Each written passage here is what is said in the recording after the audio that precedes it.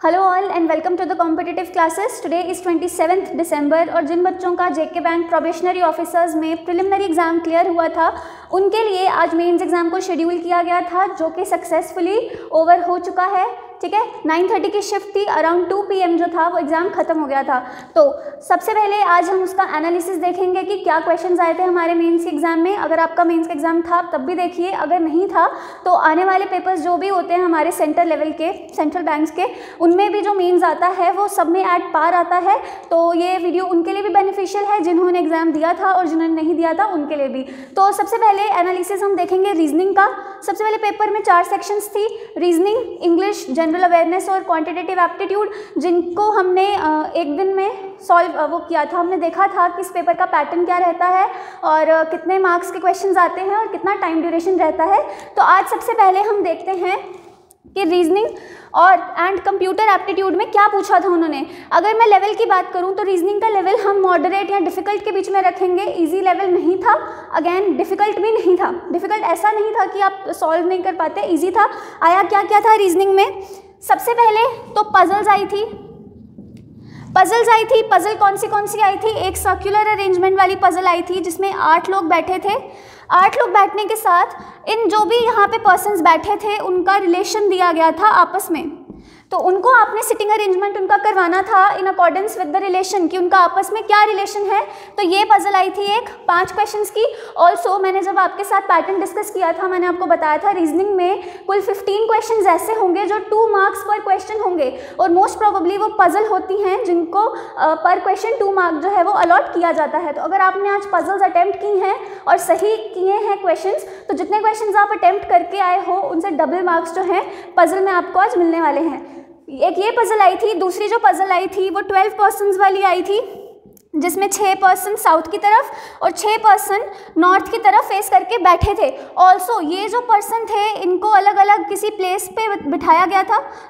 इनको एक एक प्लेस अलॉट की गई थी। मतलब डबल पैरामीटर वाली ये पजल थी। एक तो नॉर्थ साउथ में बैठे हैं, दूसरा इनको सिटीज़ अलॉट की गई थी जिसको डायरेक्शंस को पढ़ के आपको पूरा क्वेश्चन सॉल्व करना था।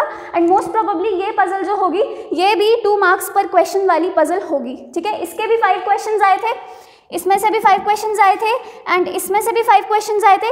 उसके बाद तीसरी जो पजल आई थी वो 8 लोगों की आई थी जो नॉर्थ डायरेक्शन में बैठे थे और इनको कैंडीज दी गई थी साथ साथ में। नॉर्थ डायरेक्शन में बैठे थे और इनके साथ कैंडीज थी। तो अगेन 2 पैरामीटर पजल थी, ये भी 2 पैरामीटर पजल थी और इसके भी 5 क्वेश्चंस जो थे वो पूछे गए थे हमारे आज के रीजनिंग एप्टीट्यूड में। ओके, 3 पजल्स आपकी ये हो गई। उसके बाद coding decoding, Chinese coding decoding आपको पूछी गई थी जो कि बहुत ही इजी लेवल था। आगे जो मेंस एग्जाम होते हैं उसमें दूसरे तरीके की कोडिंग डिकोडिंग पूछी गई होती है, बट ये उसी लेवल की आई थी जिस लेवल की प्री में कोडिंग डिकोडिंग आती है। अगेन इसके भी 5 मार्क्स जो थे वो पूछे गए थे, 5 मार्क्स के क्वेश्चन इसमें से पूछे गए थे। फिर उसके बाद हम बात करते हैं सिलॉग की। तो सिलॉग के 5 क्वेश्चन दिए गए, सिलॉग के 2 क्वेश्चन दिए गए थे। सिलॉग के 2 क्वेश्चन दिए गए थे जो कि इजी नहीं थे, 4-4, 5-5 स्टेटमेंट्स थी। और कंक्लूजन में क्या था, 5 कंक्लूजन्स आपको दिए गए थे और आपको बताना था कि कौन सा कंक्लूजन जो है वो लॉजिकली फॉलो करता है। अगर आपने दोनों क्वेश्चन सिलॉगिज्म के अटेम्प्ट किए हैं तो कमेंट करके बताइए, अगर नहीं किया है तो भी बताइए। ठीक है, उसके बाद डेटा सफिशिएंसी के क्वेश्चंस आए थे। कितने? अराउंड 3 क्वेश्चंस आए थे डेटा सफिशिएंसी के। आपको एक पजल दी गई थी। फिर उसके बाद पजल के बाद क्या था, आपको 2 डेटास दिए गए थे, लाइक स्टेटमेंट 1 एंड स्टेटमेंट 2। आपको बताना था कि कौन सी स्टेटमेंट नेसेसरी है उस पजल को सॉल्व करने के लिए, या तो दोनों स्टेटमेंट्स नेसेसरी हैं या दोनों स्टेटमेंट सफिशिएंट नहीं है। तो वो आते हैं डेटा सफिशिएंसी में क्वेश्चन। एक क्वेश्चन था जिसमें 3 सिटीज़ दी गई थी, लाइक इंडोनेशिया, मलेशिया, इंडिया, और इनके आगे 8 लोग थे। 8 लोग गिवन नहीं थे। 8 लोगों को हमने बताना था कि कौन सी सिटी में कौन सा पर्सन जा रहा है। 3 सिटीज़, 8 लोग, और वो 8 के 8 लोग कोई गेम प्ले करते हैं। ठीक है, यहाँ पे पर्सन्स, यहाँ पे गेम्स और यहाँ पे सिटीज़। और डायरेक्शन क्या थी कि हर सिटी में कम से कम 2 लोग और ज़्यादा से ज़्यादा 3 लोग बैठेंगे, इससे ज़्यादा नहीं। तो एक पजल आपको ये पूछी गई थी, एक ये और एक नॉर्थ साउथ वाली। उसके बाद डायरेक्शन सेंस पूछा गया था, डायरेक्शन सेंस पूछा गया था जो कि कोडेड फॉर्म में था, कोडेड फॉर्म में था। जिस तरह सपोज करो P#Q, इसका आगे दिया होगा आपको कोई नंबर, तो इसका मतलब क्या हो सकता है that P is sitting to the west of Q at 20 metres. पहले तो आपको डायरेक्शन का कोड दिया गया था, उसके बाद आपको डिस्टेंस का कोड दिया गया था। यहाँ पे जितना डिस्टेंस लिखा होता वहाँ से प्लस या माइनस करके इसका डिस्टेंस जो था वो हमें दिया गया था। तो आज का जो डायरेक्शन सेंस था वो बिल्कुल भी इजी नहीं था, बहुत ज़्यादा लेंथी था, बिकॉज हमें जो डायरेक्शंस होती हैं वो तो दी गई होती हैं, बट जो क्वेश्चंस होते हैं वो हर अलग अलग होते हैं। तो आपको 1 मार्क के लिए पूरी डायग्राम बनानी पड़ती है, उनका डिस्टेंस निकालना पड़ता है, तो it was a bit lengthy. ठीक है, उसके बाद क्या आया था, उसके बाद आपका इनपुट आउटपुट आया था 5 क्वेश्चंस। इनपुट आउटपुट के 5 क्वेश्चंस जो थे वो आपको पूछे गए थे। था क्या, स्टेप 1 में सबसे पहले आपको एक लाइन में नंबर ऑफ वर्ड्स दिए गए थे, 8 वर्ड्स थे, और जिस तरह इनपुट आउटपुट होता है स्टेप 1 में किन्हीं 2 वर्ड्स को अरेंज किया जाता है, फिर स्टेप 2 में अगले किन्हीं 2 को अरेंज किया गया था, फिर अगले 2 को, फिर अगले 2 को, इस तरह करके इस क्वेश्चन में अराउंड 6 स्टेप्स जो थे वो बनते थे, जिसका इनपुट आउटपुट हमको पूछा गया था। एंड ईजी था, ज़्यादा डिफिकल्ट नहीं था। आप इसको ईजी टू मॉडरेट की कैटेगरी में रख लो, बिकॉज इनपुट आउटपुट ऐसा टॉपिक है कि कभी वो आपको कंफ्यूज भी कर देता है, but most of the times आप क्लिक कर लेते हो कि ये कैसे किया जाना चाहिए। तो इनइक्वालिटी आई थी, फिर again coded inequality, coded inequality जो थी वो आपको दी गई थी। अगेन 5 क्वेश्चन दिए गए थे कोडेड इनइक्वालिटी के, ये भी कुछ खास इजी नहीं थी, इसको भी हम मॉडरेट लेवल के पेपर में रखेंगे। तो ऑल इन ऑल हमारे रीजनिंग के 45 क्वेश्चंस आए थे, जिनमें 15 क्वेश्चन के मार्क्स 30 मार्क्स थे। हमें नहीं पता वो कौन से क्वेश्चंस थे जिनके मार्क्स 30 थे, बिकॉज क्वेश्चंस के आगे हमें मार्क्स नहीं बताए गए होते पेपर में। So let's wait for the result कि किसने पजल सॉल्व की हैं और उनको कितने मार्क्स मिले हैं। तो ये थे आपके रीजनिंग, जिसके आपको 60 मिनट्स दिए गए थे। अब उसके बाद जो नेक्स्ट सेशन आई थी हमारे पेपर में वो थी जनरल अवेयरनेस और इकोनॉमिक अवेयरनेस और बैंकिंग अवेयरनेस। अब जिन्होंने भी एग्ज़ाम दिया है, मोस्ट ऑफ द स्टूडेंट्स ये बोल रहे हैं कि जनरल अवेयरनेस बहुत डिफ़िकल्ट पूछा गया था। क्वेश्चंस जो थे प्रिडिक्टेबल नहीं थे, बहुत सारी योजनाओं के बारे में पूछा गया था। ठीक है, जैसे PM आवास योजना, इसकी टारगेट क्या है, इसका डेडलाइन क्या है, इसी तरह बहुत सारी योजनाएं पूछी गई थी। उसके बाद आपको स्मॉल फाइनेंस बैंक्स के बारे में पूछा गया था। For example Eva savings account, Eva savings account कौन से स्मॉल फाइनेंस बैंक ने लॉन्च किया है। उसके बाद ब्रांड एम्बेसडर्स के बारे में पूछा गया था। Brand ambassador, Equitas small finance bank ने किसको अपना ब्रांड एम्बेसडर चुना है, या स्मृति मंदना जो है वो ब्रांड एम्बेसडर किस बैंक की है, और HUL ने, हिंदुस्तान यूनिलीवर लिमिटेड ने हॉर्लिक्स के लिए किसको अपना ब्रांड एम्बेसडर चुना है। तो ये क्वेश्चंस आए थे। उसके बाद इम्पॉर्टेंट डेज पे क्वेश्चंस आए थे, जैसे कि BSF ने अपना 56th फाउंडेशन डे किस दिन सेलिब्रेट किया, international literacy day. International literacy day कब तक था। फिर विजिलेंस अवेयरनेस वीक जो है वो हम किस दिन सेलिब्रेट करते हैं। उसके बाद health care system, universal health care day, ये हम किस दिन को सेलिब्रेट करते हैं। तो आप देख सकते हैं डेट्स में से करीबन 4 से 5 क्वेश्चन जो थे वो आज के एग्जाम में पूछे गए थे। ब्रांड एम्बेसडर्स पे क्वेश्चंस पूछे गए थे, योजनाओं के रिलेटेड क्वेश्चंस पूछे गए थे। फिर उसके बाद हमें पूछा गया था कि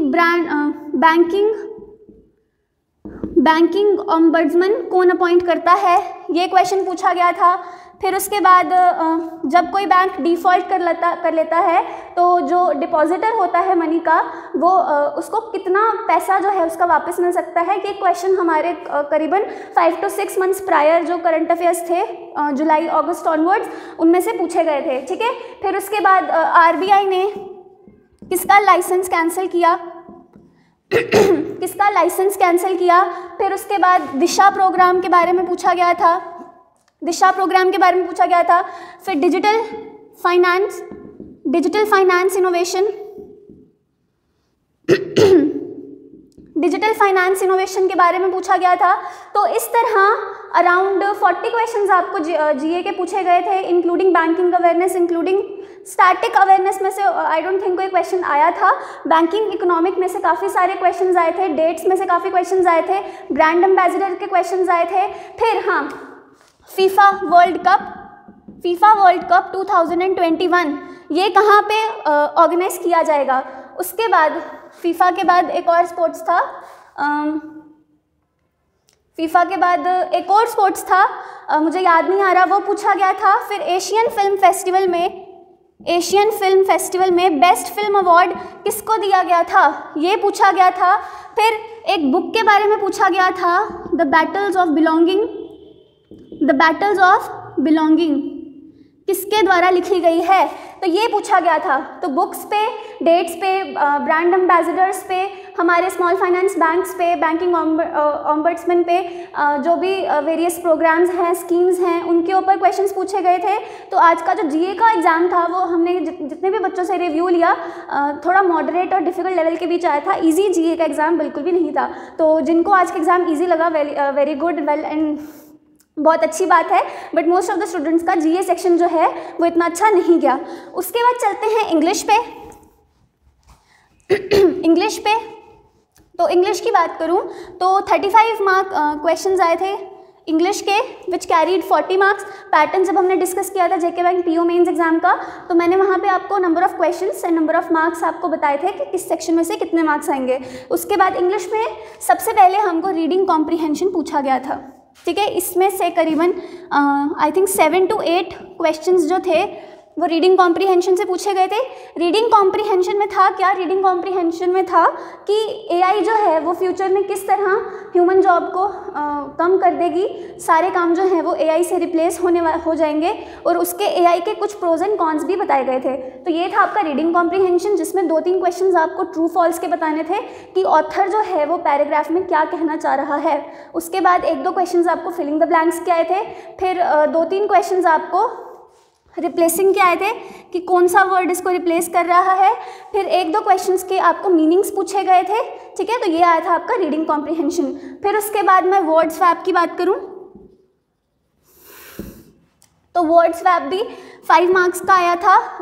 लंबे लंबे सेंटेंसेस दिए गए थे, डिवाइडेड इनटू 4 to 5 पार्ट्स, और इन द सेम वे जैसे हमने जेके बैंक पीओ प्री में डिस्कस किया था, उसी तरह इसमें भी आया था। पैटर्न पुराना वाला था, नया वाला पैटर्न नहीं आया था। जो प्री में पूछा गया था पुराना वाला पैटर्न आया था। उसके बाद करेक्शन आई थी। करेक्शन में क्या था, हर क्वेश्चन में 3 सेंटेंस दिए गए थे, ठीक है। 3 सेंटेंस दिए गए थे और हमें बताना था कि कौन सा सेंटेंस सही है, कौन सा सेंटेंस गलत है, ग्रामेटिकली भी, वोकैबुलरी वाइज भी और मीनिंग वाइज भी, ठीक है। तो ये थे करेक्शन के 3 sentences, sorry I think 5 sentences आए थे करेक्शन से।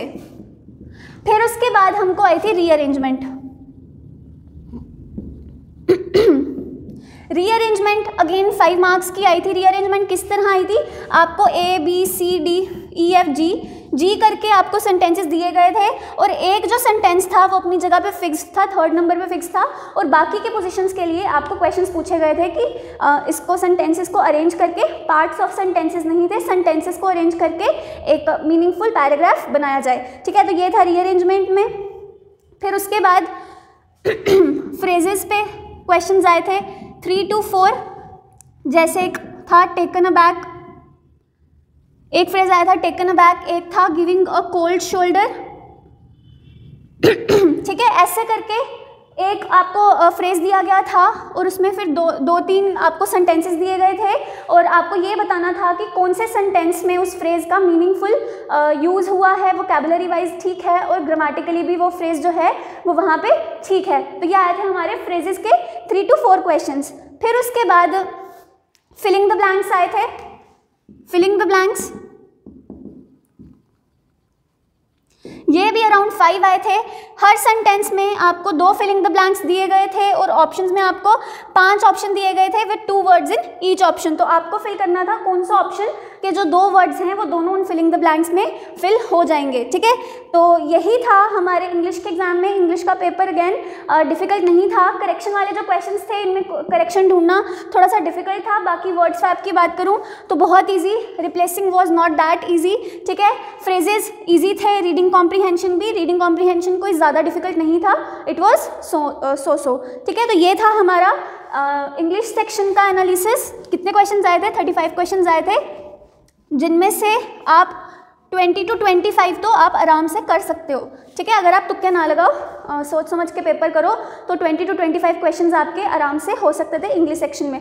फिर बात करते हैं मैथ्स की और क्वांट की। तो क्वांट में हमको पता है 35 क्वेश्चंस और 60 मार्क्स। तो क्या बताया था मैंने आपको कि 25 क्वेश्चंस कुल ऐसे होंगे जो आपके 2 मार्क्स पर क्वेश्चन कैरी करने वाले थे। अगेन पेपर में हमको क्वेश्चन पे नंबर ऑफ मार्क्स नहीं बताए हुए थे कि कौन सा क्वेश्चन 1 मार्क का है, कौन सा क्वेश्चन 2 मार्क का है, ठीक है। इसलिए जैसे जैसे आपको सही लगता हमें वैसे करना पड़ा। तो क्वांट में हमको DIs जो आई थी, सबसे पहले बार ग्राफ DI आई थी, ठीक है। बार ग्राफ DI आई थी जिसमें ये थे number of people applied for the exam और ये थे number of people appeared, number of students appeared. क्या था इस बार ग्राफ में? कितने लोगों ने अप्लाई किया किसी पर्टिकुलर चीज़ के लिए और फिर उसमें से कितने % बच्चों ने अपेयर किया उस एग्जाम में, ठीक है। तो इसके बेसिस पे 5 क्वेश्चंस जो थे वो पूछे गए थे इस बार ग्राफ से, ओके। नेक्स्ट जो DI आई थी हमारी वो थी पाई चार्ट DI, ठीक है। पाई चार्ट DI 4 चीज़ों में ये था, number of women that go to museum. Total था इसमें 5000 नंबर और 4 डेज थे, 4 डेज थे, संडे मंडे ट्यूसडे वेडनेसडे, ऐसे करके 4 दिन थे। और हमको परसेंटेज बताई गई थी कि कितनी % विमेन मंडे को म्यूजियम गई हैं, कितनी % विमेन वेडनेसडे को म्यूजियम गई हैं, कितनी % विमेन जो हैं वो थर्सडे को म्यूजियम गई हैं। और जो दूसरा पाई चार्ट था इसमें था amount collected, total amount collection कितनी हुई म्यूजियम जाने से। अगेन ये 3 पार्ट्स में डिवाइडेड था और इसमें मेल और फीमेल दोनों का अमाउंट कलेक्टेड था, ये भी दोनों का अमाउंट, ये भी और ये भी। जो बच्चे आज पेपर में अपेयर किए थे उनको क्वेश्चंस याद होंगे, ठीक है। और हमको बताया गया था कि जो मेल की टिकट है वो 25 रुपीज़ है और फीमेल की टिकट है वो 5 रुपीज़ है। अगेन 5 क्वेश्चन जो थे वो इसमें से आए थे। Questions were not easy. Her DI में ऐसे किया गया था कि 2 क्वेश्चंस इजी डाले गए थे और 2-3 क्वेश्चंस बड़े ज़्यादा लेंथी डाले गए थे, ठीक है। कैलकुलेशन बहुत ज़्यादा करनी पड़ रही थी हमारी DI में। फिर उसके बाद जो DI आई थी वो एक टैबुलर DI थी। इसमें 2016 और 2017 का डेटा दिया गया था। यहाँ पे A और B दिए गए थे और बताया गया था इनका एक्सपेंडिचर कितना है और इसकी सेविंग्स कितनी है इन कैश, ठीक है। A का एक्सपेंडिचर कितना है, कितने % है, फॉर एग्जांपल 50%, और सेविंग्स इन कैश कितनी है 50%। और एक और सेविंग्स है जो कि थ्रू इन्वेस्टमेंट है, वो हमको नहीं बताया गया था। सिमिलरली 2017 में उसका एक्सपेंडिचर कितना है और सेविंग्स कितनी है। उसी तरह B का एक्सपेंडिचर कितना है, सेविंग्स कितनी है। तो इस तरह इस DI में भी 5 क्वेश्चंस जो थे वो पूछे गए थे। अगेन इजी नहीं थी DI, ये वाली भी थोड़ी सी डिफिकल्ट थी। फिर उसके बाद चलते हैं आगे उसके बाद आगे चलते हैं तो अप्रॉक्सीमेशन पूछी गई थी। अप्रॉक्सीमेशन पूछी गई थी हमको 3 मार्क्स की। 3 मार्क्स की अप्रॉक्सीमेशन पूछी गई थी, ज़्यादा डिफिकल्ट नहीं थी। क्वाड्रेटिक पूछी गई थी 2 से 3 मार्क्स की around, I don't remember exactly. 2 to 3 questions पूछे गए थे क्वाड्रेटिक इक्वेशन से।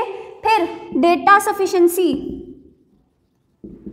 डेटा सफिशिएंसी कि कितने स्टेटमेंट्स जो हैं वो सफिशिएंट हैं हमारे गिवन जो क्वेश्चन था उसको सॉल्व करने के लिए। फिर उसके बाद comparison of quantities comparison of quantities पूछा गया था, जिसमें हमको क्वांटिटी 1 दी गई होती है, क्वांटिटी 2 दी गई होती है और समटाइम्स कुछ क्वेश्चन ऊपर दिया गया होता है और पूछा गया होता है इस क्वेश्चन का आंसर क्या होगा, और क्वांटिटी 2 जो है उसमें कुछ डेटा गिवन होता है। तो हमें बताना होता है कि कौन सा बड़ा है कौन सा छोटा है या वो दोनों इक्वल हैं। बाकी अरिथमेटिक के क्वेश्चंस जो थे वो पूछे गए थे अरिथमेटिक के। अब अरिथमेटिक में एक क्वेश्चन टाइम एंड वर्क का आया था, एक क्वेश्चन पाइप एंड सिस्टरिंग्स का आया था, एक क्वेश्चन हमारा अराउंड आई थिंक 2 क्वेश्चन जो थे वो ट्रेन्स में से पूछे गए थे। कितने क्वेश्चन हो गए? 3, 6 इनके अराउंड आप कोई 7-8 क्वेश्चंस लगा लो। 14 to 15 क्वेश्चंस यहाँ से, 15 क्वेश्चंस आपके DI से, अरिथमेटिक के क्वेश्चंस हैं बाकी, तो देखो 15 DI, बाकी इनको आप अराउंड लगा लो 12-13, बाकी आप अरिथमेटिक के क्वेश्चंस लगा लो। तो ये आपका पूरा पेपर था जो आज के सेशन में हमको पूछा गया था, आज के एग्ज़ाम में आपको पूछा गया था। मैथ्स के अगर लेवल की बात करूँ तो इजी लेवल नहीं था, कुछ क्वेश्चंस थे जो कि इजी लेवल थे। पार्टनरशिप पे क्वेश्चन आया था, एज पे भी क्वेश्चन आया था, एज का क्वेश्चन बहुत इजी था, पार्टनरशिप पे आया था, कंपाउंड इंटरेस्ट और SI पे आया था। तो बाकी प्रॉफिट लॉस पे क्वेश्चन आए थे अरिथमेटिक के। तो ठीक है, कुछ बहुत ज़्यादा डिफिकल्ट नहीं था क्वांट। अगर हम इसका सेफ अटेम्प्ट मान के चलें तो अगर आपने 2022 मेरे अकॉर्डिंग अगर आपने इतने किए हैं तो these are more than enough, क्योंकि पेपर का लेवल इतना ज़्यादा नहीं था कि आप कम अटेम्प्टेशन रख के भी मतलब अच्छा स्कोर करो। ठीक है, तो ये था हमारा क्वांट का सेक्शन। बाकी आपने देखा कि आज के पेपर में ज़्यादा डिफिकल्ट लेवल नहीं पूछा गया था, लेवल वाज ठीक, बट जनरल अवेयरनेस जो थी वो प्रॉबली थोड़ी डिफिकल्ट थी। फिर इन सब सेक्शंस के ख़त्म होने के बाद हमें एक लेटर राइटिंग आई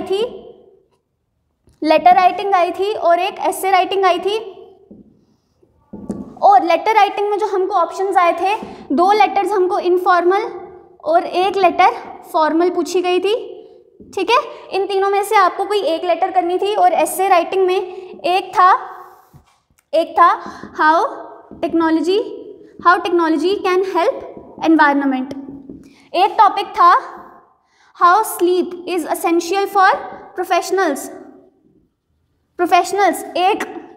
एक टॉपिक था NPS पे और एक और टॉपिक था। तो इन टोटल आपको 4 टॉपिक्स दिए गए थे एसे में से, जिसमें से आपको एक टॉपिक करना था, और लेटर में आपको 3 टॉपिक्स दिए गए थे जिनमें से एक आपको अटेम्प्ट करना था। तो टोटल 3 hours and 30 minutes का पेपर था। आई होप आप सब बच्चों का अच्छा हुआ होगा। आपका कितना स्कोर रहा आज के पेपर में, आपकी अटेम्प्टेशन क्या रही, do right in the comment section. और आज के सेशन में इतना ही। अगर आगे भी आप एग्ज़ाम के एनालिसिस देखना चाहते हैं और इम्पॉर्टेंट इन्फॉर्मेशन जो भी है उसको नोटिफाइड होना चाहते हैं तो do subscribe to the channel. और हमारे चैनल पे JK बैंक बैंकिंग एसोसिएट्स के लिए प्रीवियस ईयर क्वेश्चंस की सीरीज़ चल रही है, जिसमें हम क्वांट और रीजनिंग के डेली सेशंस डाल रहे हैं। मोस्ट प्रोबेबली हम इंग्लिश के सेशंस भी डालेंगे। तो अगर आपने अभी तक उस प्लेलिस्ट को चेकआउट नहीं किया है तो डू चेक इट आउट। तो आज के सेशन में इतना ही। All the best and have a nice day.